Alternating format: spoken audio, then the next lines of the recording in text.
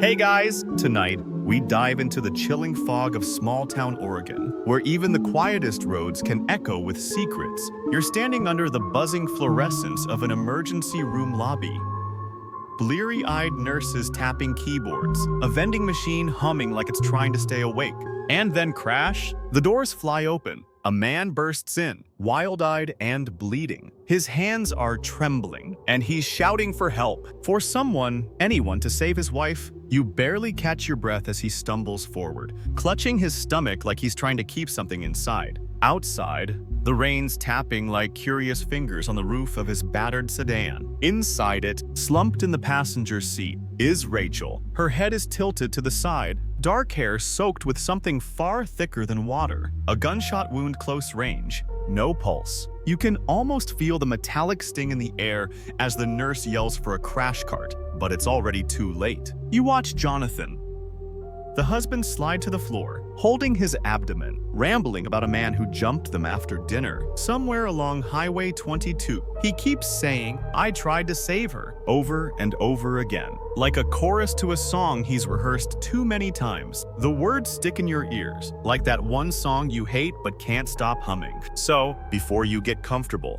take a moment to like the video and subscribe, but only if you genuinely enjoy what I do here. And hey, drop your location and local time in the comments. I love knowing where in the world you're listening from. Now, dim the lights, maybe turn on a fan for that soft background hum. And let's ease into tonight's journey together. You start at the beginning, or at least the beginning of the end.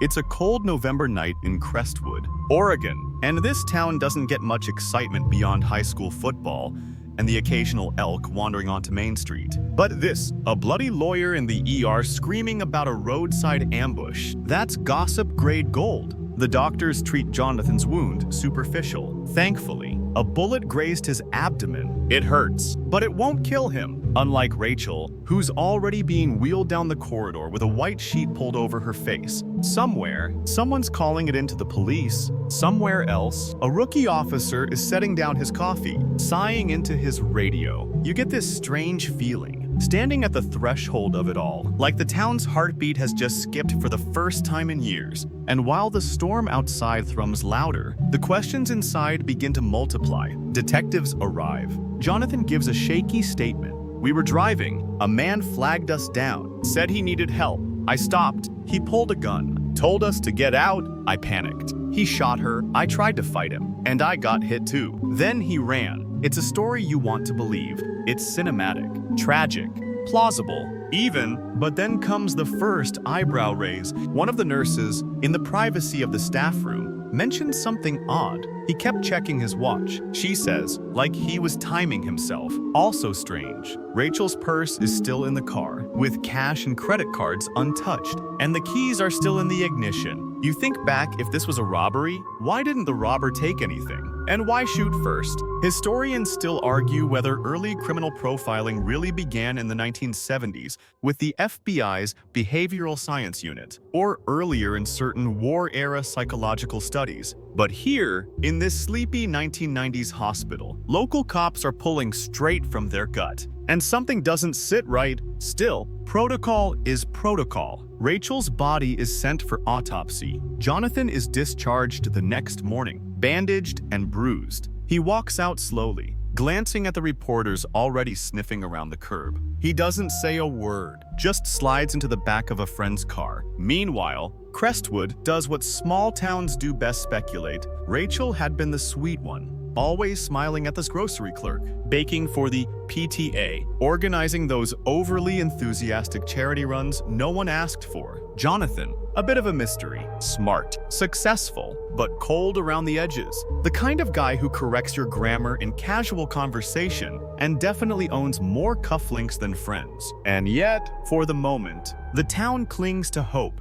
Maybe he's telling the truth. Maybe it was just one of those horrific, wrong place, wrong time things. After all, Oregon's Highway 22 has seen its share of strange traffic incidents. One fun fact: back in the 1950s, there was a 3-day stretch where 6 different cows were hit by trucks on that same road, leading to the infamous cow curve warning signs still half visible today. But you know better than to buy the surface story. Late that night, a detective opens a drawer, pulls out a manila folder, and clicks on a desk lamp. The case has just begun, and so have the cracks in Jonathan's tale. You're back in the car now, not in real time, of course, but somewhere inside the murky folds of hindsight, the upholstery smells faintly of fast food and old cologne, the kind of scent that clings to habits and bad decisions. Rachel's in the passenger seat, humming softly to a tune that's not playing. It's cold out. Your breath fogs the windshield, and the only light on Highway 22 comes from your own headlights, slicing through the blackness like 2 dull knives. It had started as an ordinary evening. Dinner at a local steakhouse, half empty, candlelit, and forgettable. They shared a bottle of red. Though Rachel barely touched hers, she wasn't in the mood to celebrate, and you get the sense that whatever anniversary they were pretending to enjoy had long since lost its shine. Their conversation was stiff. She talked about fixing the garage door. He talked about possibly refinancing again. It was the kind of marital drift you don't notice until someone disappears. Afterward, they drove in silence, passing dark pine silhouettes and the occasional reflector sign warped by rain. Rachel had leaned her head against the window, eyes half closed, listening to the wheels drone against the asphalt. And that's when it happened. Or so Jonathan claims. He says a man stepped into the road. No car, no flashlight. Just a guy waving them down like a hitchhiker with a death wish. You feel the imaginary jolt as the brakes squeal. Jonathan says he pulled over, lowered the window, and asked if the man needed help. The man didn't answer, just pulled a gun and ordered them out. Jonathan says he reached out for his wallet, and the next thing he knew, Rachel was screaming. A shot rang out. Her body jerked sideways, another bang pain in his stomach. Then nothing. The man was gone. No car, no name. No trace. But here's the thing. No one else saw a man on that stretch of road. No tire tracks, no boot prints. Just a discarded bullet casing found days later by a jogger near Crescent Lake. A good mile off the path Jonathan described. You might start to suspect that he wasn't just wrong. He was rehearsed. And Rachel, she'd been shot from close range. Left side of the head. The angle didn't suggest chaos or struggle, it suggested intimacy. It suggested someone who knew her habits, knew she tended to close her eyes on long drives. Historians still argue whether the concept of spousal familiarity in crime scene reconstruction came into serious academic discussion in the 1980s or much earlier, during the study of medieval domestic violence cases. Either way, the idea is simple. People kill those they know, and they tend to do it in ways that mirror their relationship. And this wasn't a crime of panic.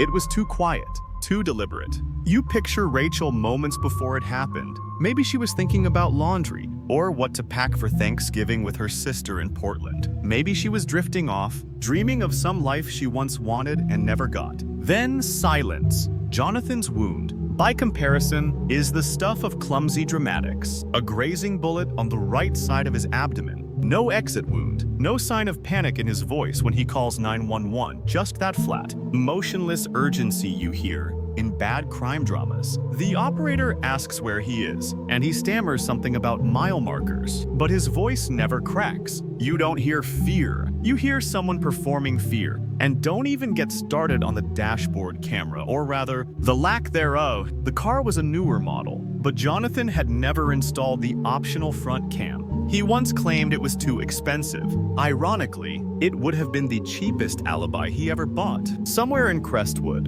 a barista is saying, "I always thought he looked like the type." A gas station clerk remembers him once snapping at Rachel for taking too long at the lottery machine. Tiny memories, filing into place like coins into a piggy bank of suspicion. But here's a quirky detail. Rachel had been seen earlier that week buying almond milk at a local co-op, chatting happily with a cashier about starting yoga again. She seemed, by all accounts, peaceful, hopeful, even, and then boom. Gone. It's not what you'd expect from someone planning to vanish from their life. The detective, still flipping through his notebook, circles something, the route. Jonathan claimed they were headed west on 22 after dinner, but the restaurant was already west of their house. So, where exactly were they going? Maybe he got turned around. Maybe it was the wine. Maybe you're looking too hard for answers that don't exist. Or maybe, as the officer notes, Jonathan wasn't lost. He was buying time. In crime investigations, there's a saying that guilt leaks through logistics. People lie, sure, but they lie badly. Timelines crumble, maps don't match, and somewhere in the dust of all that contradiction, the truth peeks out like a cat under a curtain. You end the night back where it began in the emergency room parking lot. The car's still there, cordoned off, with yellow tape, glowing under the hospital's sodium lights. A single crow hops across the roof. Inside the passenger seat, a streak of dried blood glints like rust. No signs of forced entry, no broken glass, no signs of a struggle. Just a woman who trusted her husband and a man who thought he was smarter than the system. You're sitting across from him now, Jonathan Miller, once the kind of defense attorney who wore pocket squares unironically and quoted Supreme Court rulings like they were punchlines. He has the voice for courtroom theatrics, deep, crisp, and polished like Riverstone. The kind of man who made juries lean in. The kind who once walked a man accused of grand theft auto out of a trial with a handshake and a smirk. But here, in the sterile back office of the Crestwood police station, the stage is smaller. There's no jury to charm, no judge to impress, just a detective sipping lukewarm coffee, and you watching Jonathan crack in slow motion. It's hard not to admire the surface. He's calm, his shirt blood-stained but neatly tucked. He doesn't fidget, doesn't raise his voice. When asked to recount the evening again, he obliges, smoothly repeating the same timeline, word for word. A lesser man might crumble under scrutiny. But Jonathan, he's had years of practice teaching witnesses how to perform under pressure. Still, there's a problem. Several, actually. The more he talks, the more you realize he's not remembering. He's reciting, like a high school actor trying to nail the final monologue. And when the detective gently nudges him, asking again whether the robber said anything specific, Jonathan pauses just a second too long, just enough to make your spine tingle. There is something strange about a man who knows too much about how investigations work. Jonathan doesn't ask obvious questions. What did they find? Are there suspects? Is the press involved? No. Instead, he asks about the bullet caliber, about whether the car has been dusted for prints, about which lab is handling the forensic work. You can almost hear the inner defense attorney in him, sketching out counter-narratives, trying on excuses like coats in a fitting room. Historians still argue whether the first modern defense strategy emerged with Cicero in ancient Rome or during 18th century English common law trials. But the point is, storytelling has always been a tool of survival. And Jonathan, he's spinning a tale in real time. Meanwhile, you dig into his past. 10 years ago, he was a rising star. Portland courts, expensive suits, espresso shots between cross-examinations. He made headlines defending an accused embezzler and, famously, helping acquit a man accused of setting fire to his own bakery. Jonathan argued it was an electrical fault caused by outdated wiring. The man walked free.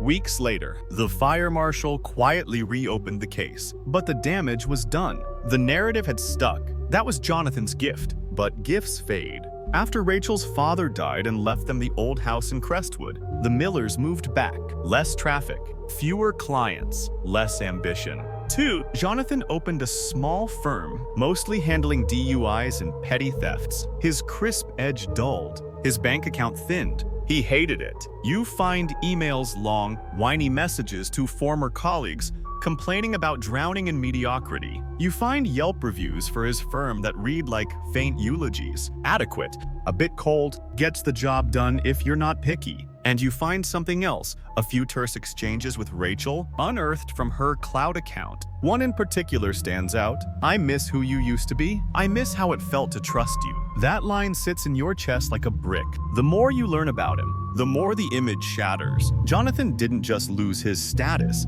He resented everyone who didn't seem to notice. Rachel's quiet contentment with small-town life, it grated on him. Her volunteer work, her garden, her secondhand bookstore job. All of it felt like a betrayal to the man who used to win trials in downtown courthouses with marble floors and microphones. Here's a quirky detail. Jonathan once tried to launch a podcast about the failures of modern justice. It had 2 episodes. Both were just him ranting into a low-quality mic about how the system's lost its standards. Reviews were brutal. One listener titled theirs, "Angry Man Misses Courtroom." Blames everyone but himself. So, when you picture him behind the wheel that night, imagine a man balancing 3 things: a dying career, a failing marriage, and a life insurance policy worth $1 million.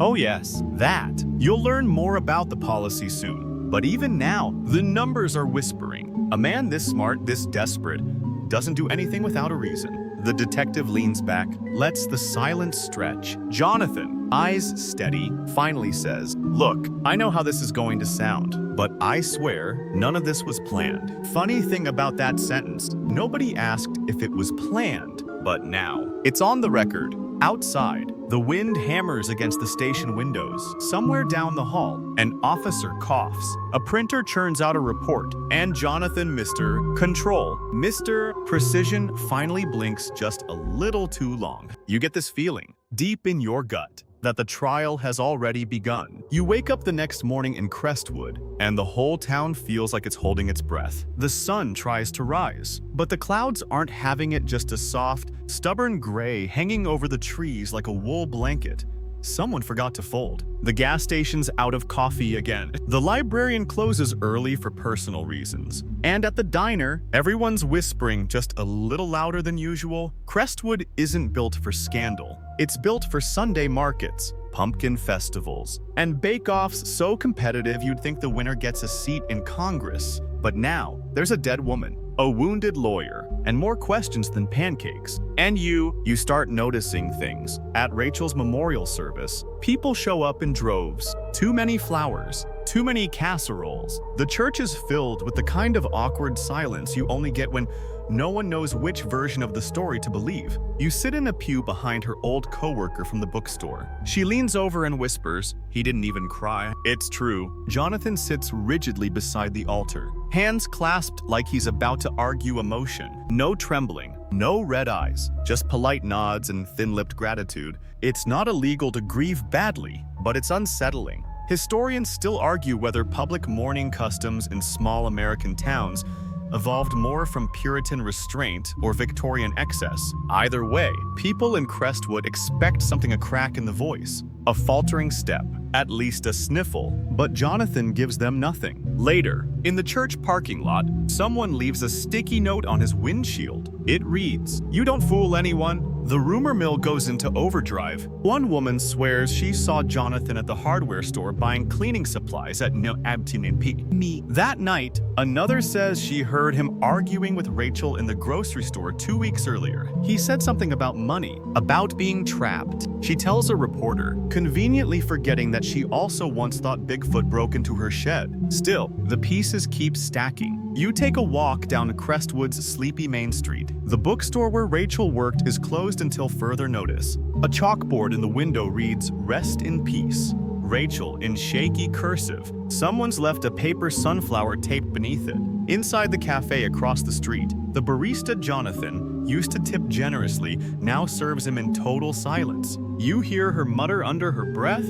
"He's got blood on those hands, I swear." But the town's chill isn't just emotional, it's legal. 2. Police quietly cordon off the stretch of Highway 22 near where Jonathan claimed the attack happened. But no evidence, no blood, no tire marks, no roadside footprints. If a mystery assailant had really pulled off the perfect roadside heist murder, he must have floated in and out like a ghost. And then comes the kicker. The car's onboard GPS system, which Jonathan claimed wasn't working, actually logged their trip. Not only did they not stop at the place he described, but their vehicle made a detour to Crescent Lake just 20 minutes before he entered the hospital. Crescent Lake. You remember the name, right? That's where the bullet casing turned up. The one not inside the car, but nestled in pine needles. Far from any road, Jonathan's story just took a nosedive off a very suspicious cliff. Here's a fun, if slightly grim, Historical fact: in the 1940s, Oregon hosted a number of Silent Sentry Civilian Conservation Corps watch posts near Crescent Lake, meant to spot forest fires or Japanese bomb balloons. Yes, those were real. Today, most of them are gone, but the woods still have eyes. And in this case, they saw enough to tell a story completely different from Jonathan's. The police, now fully in quiet but serious mode, call Jonathan back in. This time, they ask about the lake. He blinks, tilts his head. What lake? That's when you know it's unraveling. The press catches wind. Local news anchors faces. You usually see covering snow delays and dog parades are now saying phrases like investigation ongoing and spousal motive not ruled out. A high school journalism student even tries to get a quote for the school paper. Jonathan declines. But behind all this public drama, something else shifts. Rachel's best friend, Alyssa, stops defending him. At first, she posted one of those gentle Facebook messages, "I know everyone's talking." But let's not forget, grief can look different for everyone. A week later, she deletes it, and the real show hasn't even started yet. You end the day at the edge of town, looking back at Crestwood from a small overlook, where teenagers usually sneak wine coolers and complain about curfews. The town is quiet again, but not peaceful, just waiting for someone to call it what it is. Not a tragedy, not an accident, but a lie wrapped in a story, performed by a man who thought no one would look too closely. And guess what? They're looking now. You're standing with your hands in your pockets at the edge of Highway 22, and it's exactly as bleak as you imagined. Damp air, slushy gravel, and a thin line of trees huddling along the shoulder like they're trying not to be seen. This is the stretch Jonathan pointed to in his original story, the place where the supposed robbery went down. And you know what? It's completely wrong. There's no evidence of a struggle, no skid marks from a sudden stop, no blood spatter, no footprints in the soft earth, not even deer tracks, just wind, pine needles, and the occasional bottle cap tossed by a litter bug who didn't know this patch of road would one day carry the weight of a lie. Investigators had already been suspicious, but this is the tipping point. Because Jonathan's story hinges on chaos, on a sudden, violent attack that forced him to defend his wife and fail. But this stretch of road is empty, too empty, clean in a way that feels practiced. And then the GPS logs come back. They show the car did travel down Highway 22, but not at the time, Jonathan said, and not for long. The data instead places the vehicle idling near Crescent Lake for almost 25 minutes. You don't need to be a forensic analyst to raise an eyebrow at that.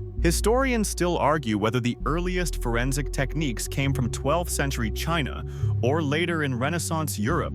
But today's tools don't leave much wiggle room, and what the data says, loud and clear, is Jonathan lied. Let's talk about that bullet casing. It was found by a jogger, just one of those annoying overachievers who still goes for a morning run, even when it's 42 degrees and foggy enough to lose your car keys in your own driveway. He thought it was a bottle cap at first, picked it up, turned it over, realized it was brass. The casing was pristine, not rusted, not buried. That means it had been there recently, likely the night Rachel was killed. Now, Jonathan's car has no broken windows, no forced entry, and most importantly, no bullet holes anywhere inside. If someone fired at Rachel from outside the car, as Jonathan claims, the glass would have shattered, but it didn't. You don't have to be Sherlock Holmes to figure that one out. Investigators take another look at the vehicle. The interior is clean. Too clean. The seat belt buckle has faint reddish discoloration, like someone tried to scrub it in a hurry. The passenger seat headrest is missing its standard plastic cover, which could have trapped trace blood spatter. You can almost hear the detective's muttering. He tried to clean up it in the dark. Rookie mistake. Meanwhile, a forensic tech examines the door handle and finds Rachel's blood pattern inconsistent with Jonathan's account. It's not spatter from a distant shot. It's contact blood, meaning she was bleeding and then the door was closed. Someone shut her in. Someone sat beside her. Someone drove to the hospital with a body next to him and thought through every sentence he'd need to say when the doors burst open. Here's a fringe-y tidbit. In the 1980s, a now-defunct German crime lab experimented with training rats to detect gunshot residue GSR by scent alone. It didn't go well, But the impulse was there, follow the chemistry, not the drama. And the chemistry here, it screams guilt. Jonathan had claimed he lost his personal firearm years ago, a Glock. Standard issue, something he allegedly pawned in a financial low point and never saw again. That's cute, because the bullet that killed Rachel came from a Glock. And guess what? His name is still on the registration, and no police report was ever filed for it being stolen or missing. The casing found near the lake is a perfect match for that weapon type. And so, the pressure mounts. Jonathan's lawyer, a clean-cut guy from Eugene with a face like a tired tennis instructor, asks for a private meeting. He's clearly rattled, and when the police present the casing, the GPS data, and the internal vehicle findings, he pauses for several seconds before saying, "My client may need to amend his statement." Oh, may he? You don't get the sense Jonathan is panicking yet. He still thinks he can finesse this. He's a man who believes the truth is just one version of a story that hasn't been rewritten well enough. But the evidence doesn't care about charisma. Later that night, a search of Jonathan's car turns up something he didn't expect them to look for. A folded jacket in the back seat pocket. It's one of those puffy ones, cheap. Synthetic fill. Something you wear when the heat in your house gets shut off and you don't want to admit it. And that jacket, it's dusted with trace elements of gunshot residue. Not a lot. Not enough to glow like Times Square, but just enough for a lab tech to lean back in her chair and say, "Got him?" You feel it now. Like a train slowing before a station. The momentum is shifting. Crestwood, once whispering behind hands, is now full-throated in its suspicions. "He did it," says the librarian who hasn't spoken above a whisper since 1994. "I always knew he was too neat," adds someone at the hair salon. "No one trims their hedges like that unless they're hiding something." The case has moved past polite doubt. Now, it's a matter of proof. And soon, Jonathan's very expensive lies are going to run straight into something far less flexible: physics, chemistry, and the inescapable trail left by people who think no one will look that close. You're seated in the evidence room now, or at least imagining a cold linoleum floor, a humming fluorescent bulb above, and rows of plastic bins filled with life-altering objects, receipts, fibers, fragments of lives that used to be private. And in one of those bins, marked simply Miller Homicide, sits a gun. Not just any gun, a black Glock 19 standard. Matte finish. Serial number partially faded from what looks suspiciously like an amateur attempt at sanding it down. It's the kind of detail that might have passed unnoticed if the tech hadn't turned it in the light just the right way. She spotted a shallow 75 still etched beneath the polymer skin. And that number, it links back to a 1997 registration form, Jonathan Miller, owner. Now here's the kicker. He told investigators he sold that gun 5 years ago during a rough financial patch, but no record of sale exists. No receipt, no buyer name, no pawn shop inventory. Just a phantom transaction he expects everyone to take on faith. Jonathan's faith is beginning to crack. Historians still argue whether the earliest legal codes on evidence disposal date back to the code of Ur-Nammu or Hammurabi himself. But let's be honest, even in ancient Mesopotamia, scribes probably rolled their eyes at stories this thin. Back to the gun. Ballistics comes through like a nosy ant at a family reunion full of receipts. The grooves inside the barrel match perfectly with the bullet pulled from Rachel's skull. That's like finding Cinderella's exact footprint and then discovering the shoe under your suspect's bed with a label that says, "Definitely not mine." Meanwhile, detectives revisit Jonathan's original statement. He never mentioned getting out of the car, claimed he tried to fight the man from the driver's seat, twisting to shield Rachel. But here's the problem. The angle of Rachel's wound suggests the shooter was behind her diagonally right, at a slight upward angle, meaning the bullet came from the driver's side, meaning Jonathan didn't twist to protect her. He pulled the trigger, and if you're wondering how he explained the casing found outside the car near Crescent Lake, he didn't. Not really. He said maybe the gunman tossed it out while fleeing, which is almost charming. Like imagining a ghostly assassin stopping mid-murder to clean up his brass. Here's a quirky fact to lighten the mood. In the 1800s, British criminals sometimes carried handkerchiefs dyed with berry juice to obscure gunpowder residue on their hands. It worked about as well as hiding in a glass closet. Speaking of residue, remember that jacket? The cheap one balled up in Jonathan's back seat. The lab reports back. It contains a faint but positive trace of barium and antimony elements released when a firearm is discharged. Add that to the jacket fibers found on Rachel's shirt, and you start to see the shape of a crime wrapped in something less poetic than rage, something cold, transactional. And maybe that's the worst part, because when detectives finally go through Jonathan's financials, it becomes painfully obvious. He was drowning. Credit cards maxed, legal retainer fees unpaid, office utilities behind by 3 months. His business had lost 3 clients in a single quarter, and the only influx of cash on the horizon, Rachel's life insurance payout, $1 million.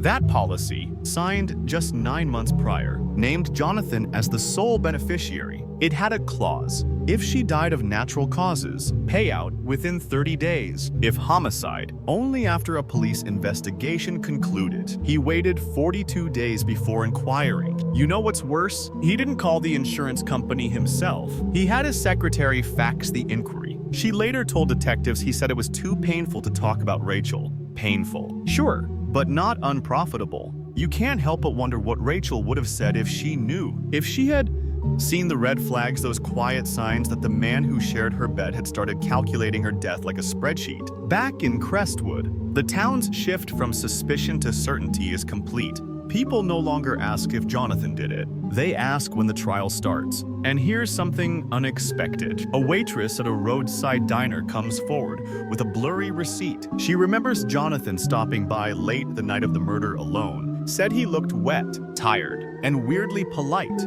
ordered coffee. Paid in cash, the timestamp places him within 20 minutes of Crescent Lake. So now you have a bullet that matches his gun, a gun he swears he no longer owns, GPS data contradicting his timeline, gunpowder residue on his jacket, a life insurance motive, a diner receipt he didn't think anyone would find. And still, Jonathan maintains his innocence. In one final interview, he looks a detective dead in the eye and says, "I loved her. I could never hurt her." And for just a split second, you believe him. Because love and cruelty have never been mutually exclusive. And betrayal. It doesn't always wear the face of a villain. Sometimes, it looks like the man who kisses your forehead before he pulls the trigger. You're standing in Rachel's old bedroom now, what used to be her sanctuary before the headlines and evidence tags took over. There's a faint lilac scent still hanging in the air, mixed with the dusty warmth of closed windows. Her slippers are under the bed. Her copy of To the Lighthouse is half read on the nightstand. A receipt for herbal tea tucked as a bookmark. Everything feels paused, untouched, like she might walk in at any moment, roll her eyes at the mess, and ask why you're snooping. But Rachel isn't coming back. Instead, you piece together her life from whispers and fragments. Her best friend, Alyssa, starts talking, really talking. Not the polite grief kind, the kind that comes out when you've had just enough wine and can't keep the secrets stuffed inside anymore. She told me she was scared. Alyssa says, not that he'd hit her or anything, but that she didn't know who he was anymore. Rachel had been journaling, little entries tucked into spiral notebooks beneath the bed, written in her careful, loopy script, most of it's mundane. Grocery lists, yoga class schedules, notes about work. But one entry, dated just 2 weeks before her death, reads, "He's distant, smiles when I cry. I don't know if I'm being paranoid or just tired. He says everything is fine. I want to believe him. But something feels off, like he's rehearsing us." That line, "he's rehearsing us," chills you. Rachel's story isn't unusual. That's what makes it so devastating. She's one of thousands of women who sense the shift too late. Historians still argue whether domestic emotional estrangement grew more pronounced in late capitalist societies, or if we're just better at naming it now. Either way, Rachel was alone in a house full of red flags. Jonathan never hit her, according to everyone, but absence can bruise too. You find out she'd quietly looked into part-time jobs at the community college. She'd spoken to a divorce lawyer. She'd even emailed a travel agency about a solo trip to Quebec, her dream spot since college. It was the kind of slow-motion escape plan that only someone truly cornered would make. Then, there was the insurance policy. Jonathan told police Rachel had signed off willingly. He even produced the paperwork, signed and dated. But what he didn't say, that the form had been left blank for weeks before he filled in the details and asked her to initial them quickly so it wouldn't expire. And here's the uncomfortable part. She did. People do that. Even smart, capable, kind people like Rachel. Because trust, when misplaced, can be its own kind of trap. You start to feel the betrayal in your bones, not just as a crime, but as a collapse. A person who could have lived 10 more years, who still smiled at strangers and believed in morning coffee rituals and cozy socks, gone because someone else decided she was worth more dead than alive. Here's a quirky historical tidbit to soften the mood, sort of. In ancient Egypt, there was a ritual called the opening of the mouth, performed to awaken the dead in the afterlife. They believed if the ceremony wasn't performed correctly, the soul would remain silent for eternity. Rachel never got that ritual, but maybe this story is her mouth opening again. Maybe that's what stories do. As investigators dig deeper, they find traces of Rachel's kindness woven into every corner of town. She tutored high schoolers in her spare time, left notes for the mailman, adopted a blind rescue cat named Cinnamon. People remember her not as a victim, but as a presence, one they didn't realize mattered so much until it vanished. Meanwhile, Jonathan grows colder, his interviews stiffen, his language changes from grief to logistics. What are the next steps? He asks police. How long until I get my things back? The distance in his tone is surgical. By now, the DA is circling. A grand jury is quietly being assembled, and Jonathan's name is written on more than one sealed subpoena. You picture Rachel in the weeks before her death navigating this unraveling quietly, politely, as women are so often taught to do. She didn't scream, she didn't accuse, she documented, she adapted, she planned to leave, but she never got the chance. Because Jonathan saw what she was about to do and realized he couldn't afford to let her go. Literally, $1 million.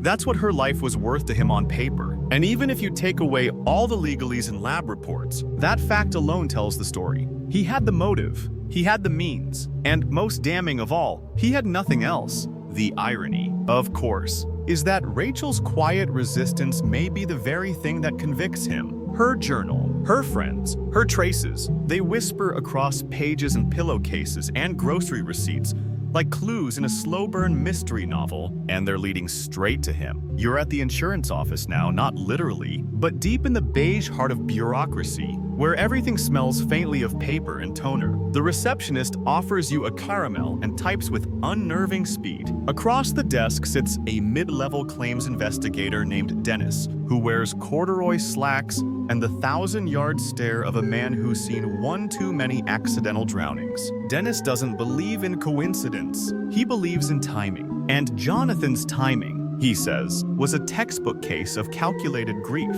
The life insurance policy had a waiting period for full coverage. Rachel's payout only became active a few months before her death. Jonathan submitted this paperwork himself, picked the highest payout bracket available, declined the optional add-on for critical illness coverage because why bother when you know the exact exit strategy? When Dennis pulled up the file after hearing about the case, he flagged it immediately. It smelled bad, he says, tapping the screen with a chipped thumbnail. And I've been sniffing suspicious claims since dial-up.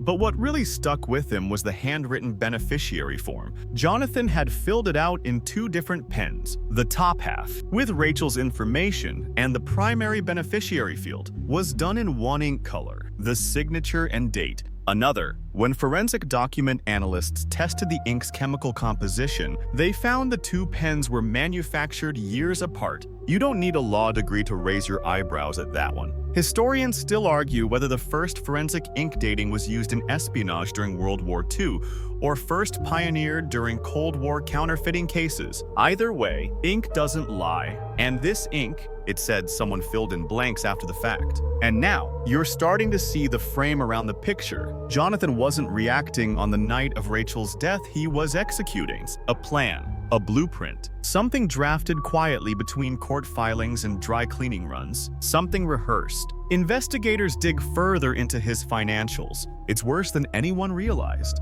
2 maxed credit cards in Rachel's name. A third opened using a forged signature. Business debt hovering near 6 figures. And a desperate attempt just weeks before the murder, to liquidate a secondary retirement account blocked only because he forgot the account's two-factor authentication. Here's a quirky nugget. One of Jonathan's failed business ideas was an app for organizing your legal documents by emotional urgency. It had names like Totally Chill, Mild Panic, and On Fire. It didn't make it past beta testing, but now his whole life feels filed under On Fire. The tipping point arrives when a banker comes forward, one of those friendly types who remembers birthdays and still hands out paper lollipops to kids. She tells detectives that Jonathan stopped by 2 days after Rachel's death to ask about expediting access to joint assets, not just his, theirs. He tried to close a mutual account, claimed it was part of simplifying the estate, but the paperwork was missing a required death certificate. When the banker hesitated, he snapped,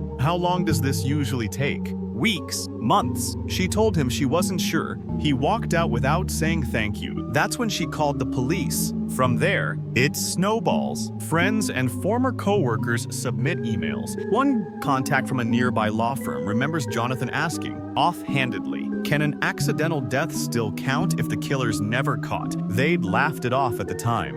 Now, not so much. Even Rachel's old yoga instructor joins the chorus. Says Rachel confided that she felt erased in her own home, that Jonathan never listened, that he would shut down any disagreement with a lawyer's favorite phrase. Let's not make this emotional. And now, emotions are all that remain. You return to the insurance office days later, this time with detectives in tow. Dennis hands over a printout showing that Jonathan had logged into the policy portal 7 times in the month before Rachel's death, viewed payout details, adjusted secondary beneficiary info, even downloaded the form for claim initiation due to homicide. He was planning ahead. And just like that, motive isn't a theory anymore, it's a paper trail. You start seeing Rachel in fragments again. Her favorite mug, still in the dish rack. The slippers by the door, her calendar with little hearts marked around Thanksgiving. She wasn't just someone's wife. She was a person who had plans. And now, all of them have been turned into exhibits in a murder case. Even now, Jonathan insists it was a random attack. Tells the press, "I miss her every day," but his eyes never quite match the words. You've seen more emotion in a car insurance commercial? The indictment comes on a rainy Tuesday.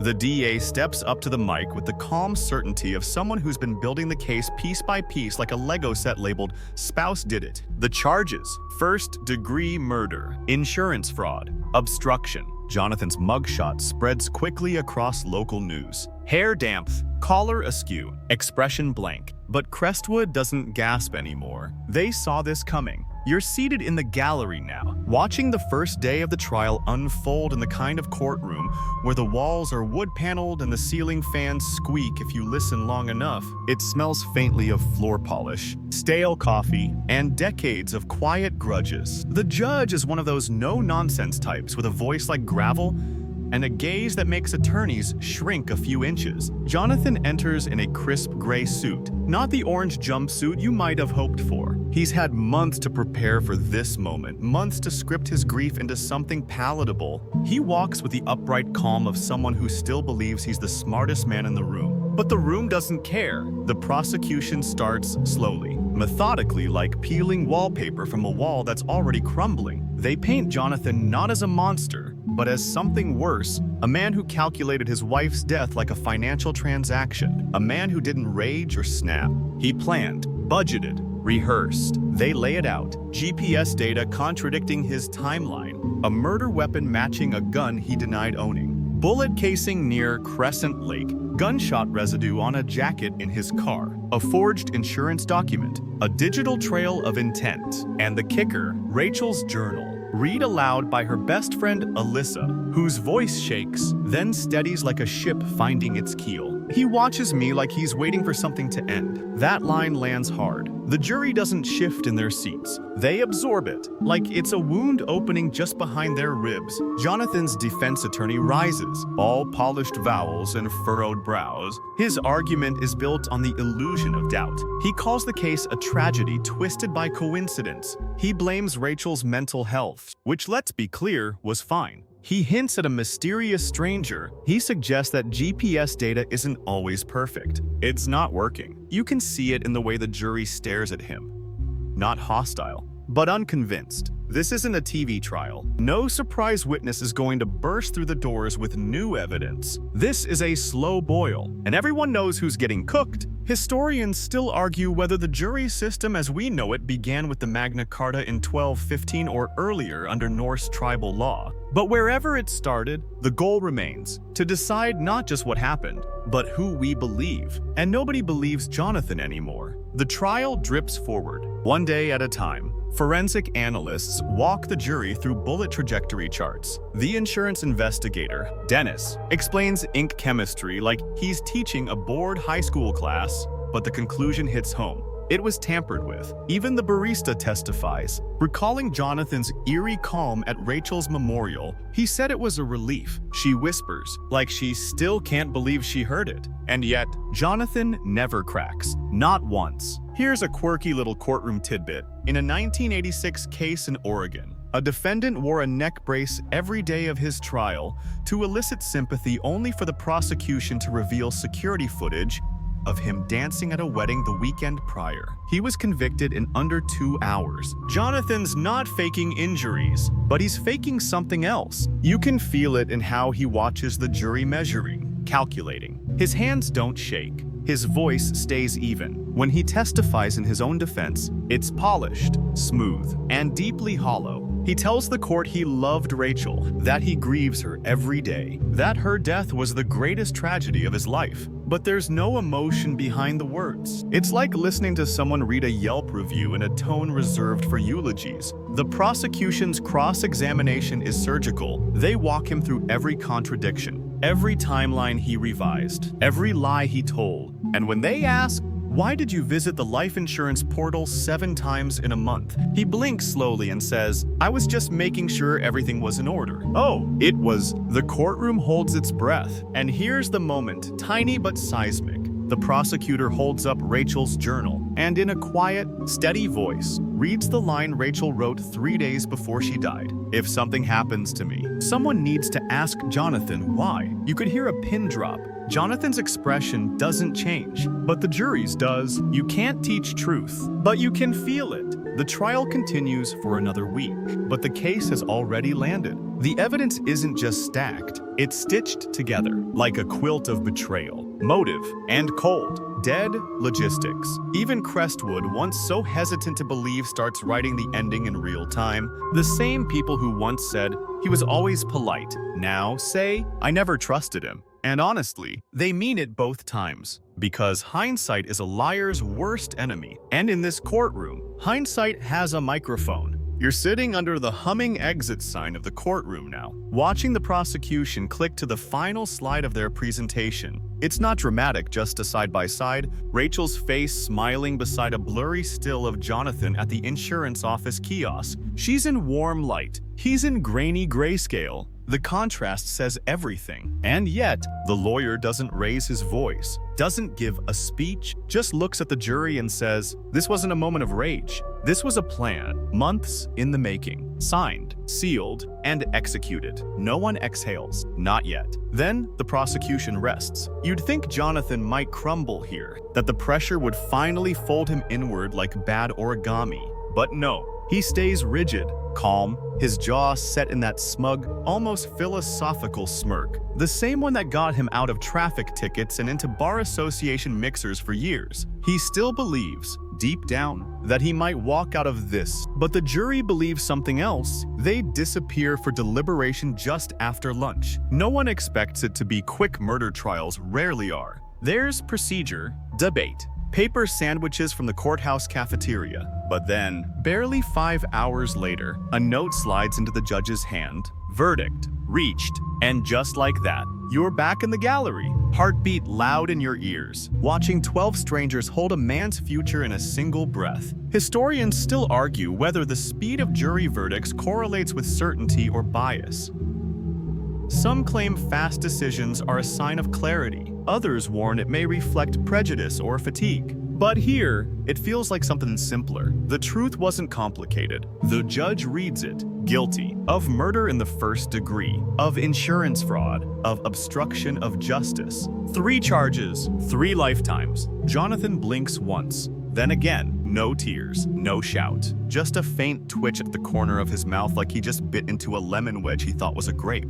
His lawyer leans in, whispers something. Jonathan doesn't respond, just stares straight ahead, maybe at the wall, maybe at nothing. You watch the courtroom shift into exhale mode. Some of Rachel's friends weep quietly. Alyssa clutches her coat like it's the only thing keeping her together. The judge nods grimly and sets sentencing for next week. Jonathan is led away in cuffs, still upright, still silent. Back in Crestwood, the verdict spreads fast. By dinner, the gas station has changed its sign from $2.99 gas to justice for Rachel. Someone leaves a sunflower on the steps of her old bookstore. The cafe writes, "He didn't win in powdered sugar on a plate of lemon bars." The town starts to breathe again. But for detectives, there's still one more piece of the puzzle. They revisit Crescent Lake one last time, more out of respect than necessity. The crime scene is quiet now. The pine needles have begun to fall again. Wind whispers across the surface of the water, unbothered. It's just a place, but it changed everything. Nearby,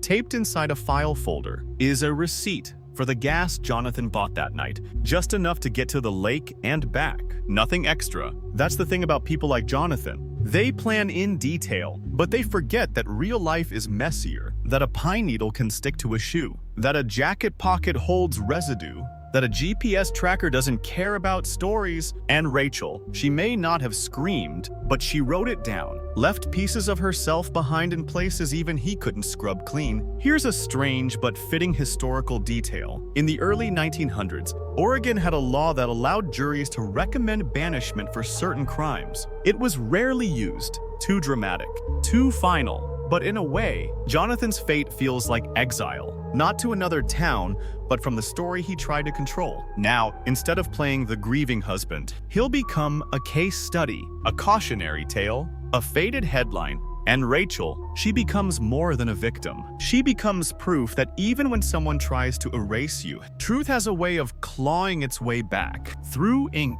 through friends, through receipts and tire tracks and quiet notebooks tucked beneath a bed, she was seen and she was believed. You leave the courthouse with the image of Jonathan's empty chair still burned into your mind. It feels good, heavy, but right. Like the world tilted slightly back into place. And justice, it may not bring peace, but it speaks. And this time, everyone heard it. You're outside the prison now, just beyond the double fencing topped with dull coils of wire that glint like bad memories in the afternoon sun. Jonathan's there inside, but you're not here to visit him. You're here to witness the silence, to feel the weight of a man who thought he'd master the story, only to end up a footnote in someone else's. He's been sentenced, life without parole, no dramatic appeal, no 11th hour twist, just a concrete cell, some legal books he'll pretend to reread, and a schedule dictated by buzzers instead of court calendars. And Crestwood, it starts healing, though not all at once. Healing never works like that. Rachel's funeral is redone this time, without tension. A quiet lakeside ceremony with the people who actually knew her. Someone reads from her journal. Alyssa plays a recording of Rachel's favorite song.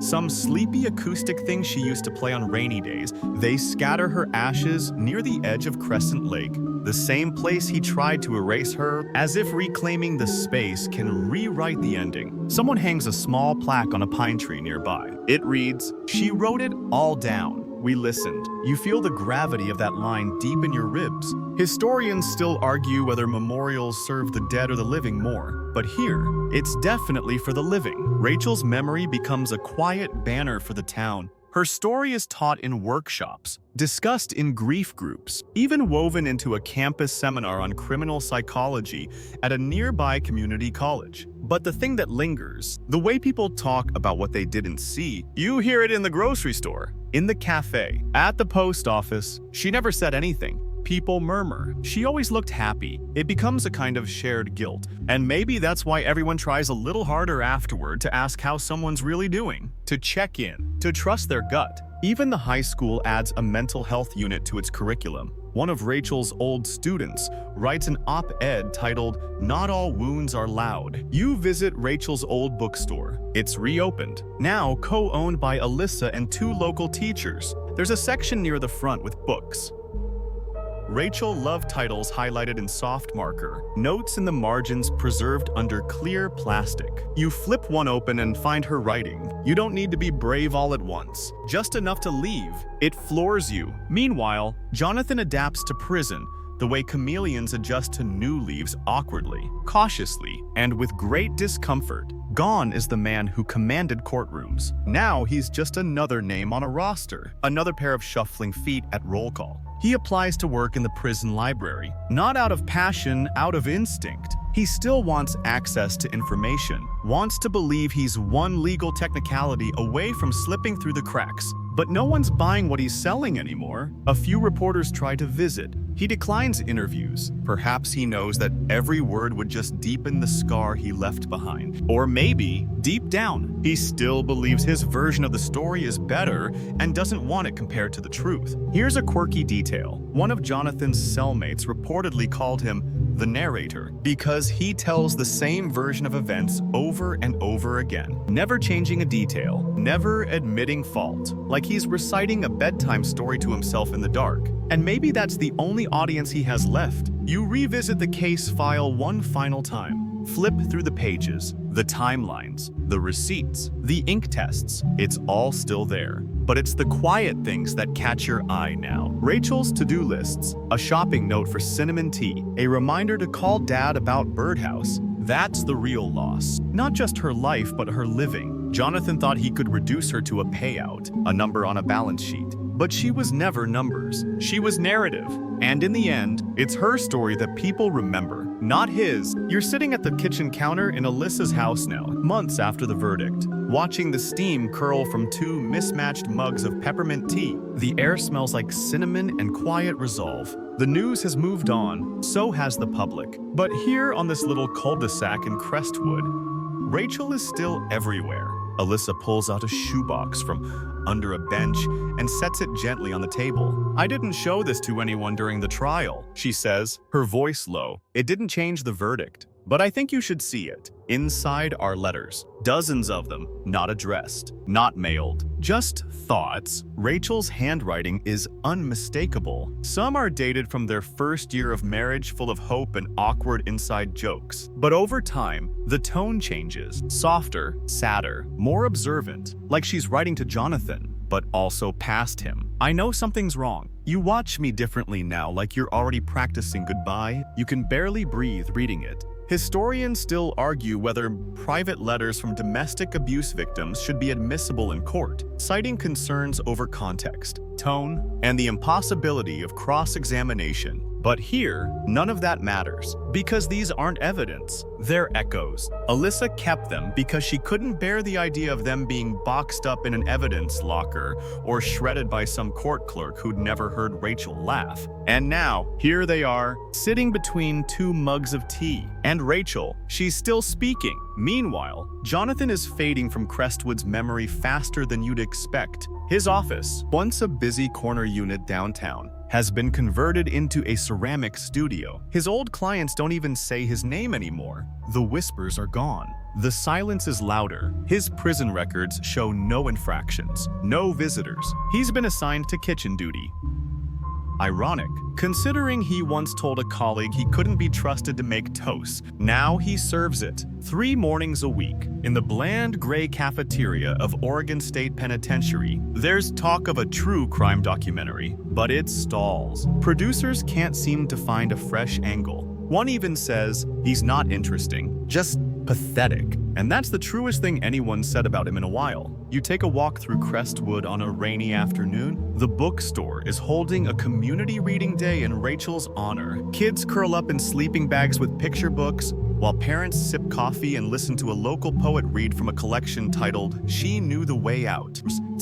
A framed photo of Rachel sits on a shelf near the window. Outside, someone's chalked a message on the sidewalk. "Love doesn't kill you. Silence does." And you realize that's the legacy now. Not just the conviction, not just the headlines, but the shift in how people listen, how they check in, how they believe someone the first time they say, "I feel unsafe." Here's a quirky historical footnote. In 14th century Italy, towns used to erect wailing walls in city centers, where women could pin anonymous complaints about their husbands. It was considered scandalous, but some of those notes led to actual trials. Small voices, big consequences. Rachel never had a wall, but she had friends, a notebook, a community that, eventually, refused to look away. The detective who led the case now lectures at regional seminars. He uses the Miller case as a reminder. Don't chase drama, chase details. The story's always in the margins. He ends each talk with the same photo. Rachel standing in front of her bookstore,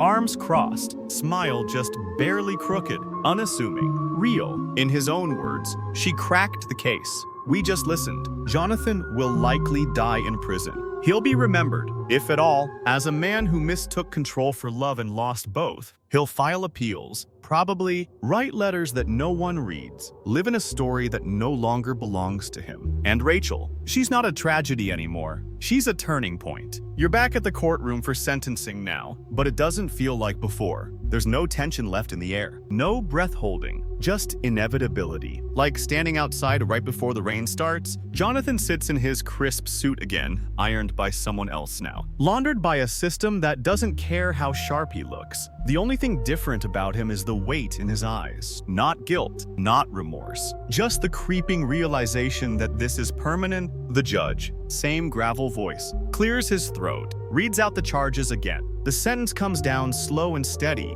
Life imprisonment, no possibility of parole. Maximum security, fraud conviction. Yes. Additional years, obstruction of justice, 5 years, consecutive. Jonathan doesn't flinch. He doesn't protest. He just sits there, like the air around him is thick concrete and he's already buried inside it. Historians still argue whether public sentencing serves justice or spectacle. But here, it serves clarity. This isn't about revenge. It's about naming things properly, about putting truth on the record and sealing it with law. When it's over, the judge adds something rare, something human. This was a betrayal not just of one person, but of trust itself. And that line settles into the room like snowfall, soft but final. You walk outside and find a group gathered near the courthouse steps. Not a crowd, just a cluster of people who needed to see it finished. Alyssa stands at the edge, clutching Rachel's journal, now worn at the corners from being opened and closed too many times. She reads from it, not aloud this time, just to herself, but you can see her lips moving. And then she smiles, a small one. The kind that says, I carried this all the way here, and now I can put it down. Later that evening, Crestwood holds a candlelight vigil in the town square. No speeches, no hashtags, just flickering warmth. One flame at a time. People light candles not just for Rachel, but for others like her, for voices they almost didn't hear. Here's a curious historical detail. In some parts of medieval France, accused criminals were paraded through the streets with placards describing their crime. The punishment wasn't always physical, it was reputational. The idea was to remind the town who the real enemy was. But in Crestwood, there are no placards. No need. Jonathan's name has become shorthand for something now. Not just for crime, but for arrogance, for silence, for thinking love is something you can spend. His former clients stop mentioning him. His alma mater quietly removes his name from an alumni spotlight page. He becomes a Google search.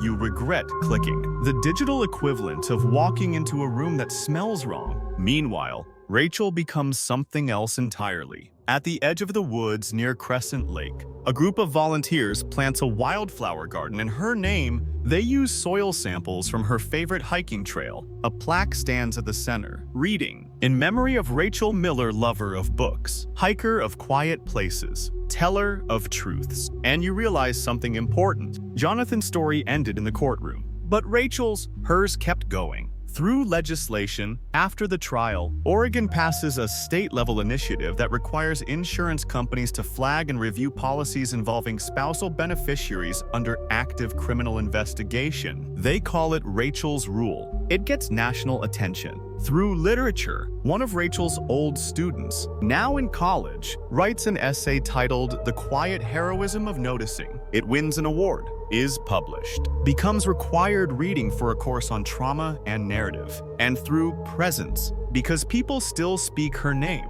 not in hushed tones anymore, but out loud. In interviews, in classrooms, in the bookstore she once dusted every Thursday morning before opening the blinds, Jonathan took her life. But Rachel, she took the story back. You're sitting at the edge of Crescent Lake now, same place where it all started, or at least where it was supposed to end. The water's still cold. It mirrors the gray sky with eerie precision, like it's learned to keep secrets better than the people who stand beside it. There's a bench here now, simple, cedar wood, built by volunteers who didn't want Rachel to be remembered as a headline. It faces the trees where the bullet casing was found, and a quiet footpath winds through the brush nearby. On the backrest, carved in small serif letters, it says, "The truth doesn't vanish, it waits." You sit, you wait, and you think about all the ways Jonathan tried to erase her. But here she is, etched into memory, into law, into quiet places where people go to remember things that mattered. The prison is over 200 miles away, but it might as well be another planet. Jonathan's world is a schedule of headcounts, plastic trays, and fluorescent lights that buzz like anxious thoughts. He requested access to the law library, hoping maybe, just maybe, there's still an appeal to file, a loophole to crawl through. But there isn't. You know that. So does the parole board that will never meet. So does the judge, who didn't even blink when issuing the maximum. Even his attorney, who stopped returning Jonathan's emails 6 weeks ago, knows the narrative is closed. And yet, the thing about men like Jonathan, they keep writing, in their heads, in legal pads, in fantasies where things turn out different. Historians still argue whether literary villains are more enduring than real ones. Loki, Iago, Macbeth. But Jonathan won't make the cut. His legacy isn't poetic, it's administrative. Case number 2286B, Oregon v. Miller, filed, archived, done. You walk back toward town and see that life has moved forward. But not away. The bookstore has a new mural now, a painted shelf with books stacked high, and at the top, a window with wildflowers blooming just beyond. A small image of Rachel is tucked into the corner, just her eyes and a sliver of a smile. Inside, a chalkboard sign by the counter reads, "In memory of Rachel Miller." We listen more carefully now. And they do. Crestwood has changed not in the loud ways, but in small ones. The high school adds a workshop on relationship boundaries. The cafe keeps pamphlets from the women's shelter next to the register, right between the tip jar and the biscotti. Neighbors wave more, ask twice, sit a little longer in each other's kitchens. And Rachel, her journals are being compiled by Alyssa, not for publication, but for preservation.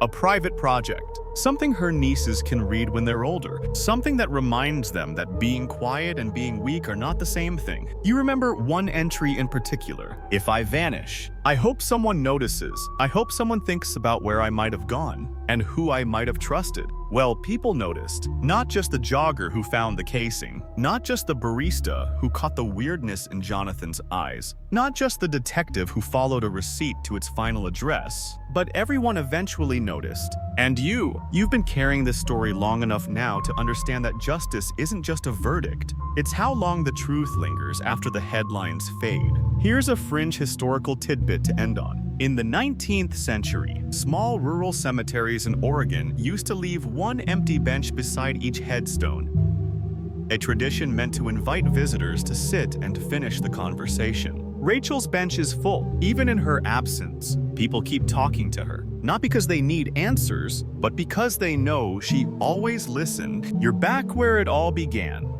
Crestwood's hospital parking lot, the place where Jonathan stumbled in under flickering lights, clutching his side and screaming about shadows. It looks different now. The bushes are trimmed. The vending machine has been upgraded. Someone installed solar panels over the emergency entrance. But if you close your eyes, you can still hear it. His voice cracking in all the wrong places. Urgency without grief. Panic without pain. It's quieter now. The kind of quiet that means resolved, not forgotten. The ER nurse who first saw him still works here. She keeps a sticky note on her locker with 2 words. Pause longer. When asked, she says, it reminds her to wait just a few more seconds for the truth behind someone's story to show itself. That maybe, if she had paused a little longer with Jonathan, she would have known then what everyone found out later. But that's the thing about hindsight. It shows up after the ending and asks questions the beginning couldn't imagine. You wander through town one last time. There's no plaque with Jonathan's name, no sign pointing to the crime scene. Nothing to suggest a man once tried to rewrite his wife's life into a eulogy with a payout clause. Instead, there's Rachel, in quiet corners, in bookmarks and wildflowers, in conversations that end with, "Are you okay?" instead of, "I'm sure it's fine." The bookstore hosts writing nights now, the first Friday of every month. People come to read poetry, to share entries from journals, to remember that silence isn't safety. It's just the space before someone dares to speak. And Rachel, she's spoken. Here's a final historical whisper. In some indigenous Pacific Northwest cultures, it's believed that stories must be walked out after they're told, that you must carry the weight, step by step, until it fades naturally through movement, through memory, through miles. So, maybe you're walking this one out now. Maybe we all are. Because Rachel's story isn't just hers. It's for everyone who didn't scream, but still knew something was wrong. Everyone who smiled in public and crumbled in private.